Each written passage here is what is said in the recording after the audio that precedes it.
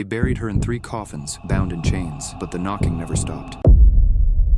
In 1791, Sister Adeline of Marseille began waking up with dirt under her fingernails. At first, the other nuns thought she was sleepwalking, but when they followed her one night, they found her standing in the cemetery, digging, with her bare hands. When asked why, she said, "They're calling me from below. I must answer." Her behavior grew stranger. She stopped eating, spoke to shadows, and during prayer, she whispered names that hadn't been spoken in centuries. One night, she collapsed mid-hymn. Her mouth opened, but it wasn't her voice that came out. It was dozens, crying, begging, screaming. The abbess ordered an exorcism, but every priest who entered her chamber came out, changed. One gouged out his own eyes. Another refused to speak ever again. They said something was inside her, not a demon, but a congregation. When Sister Adeline died, the church refused to bury her in hallowed ground. Instead, they placed her body in 3 nested coffins, bound in iron chains, and buried her beneath the abbey's stone floor. But the knocking started 2 days later, rhythmic, like nails on wood. It never stopped. Eventually, they sealed the room entirely, but the nuns still hear it.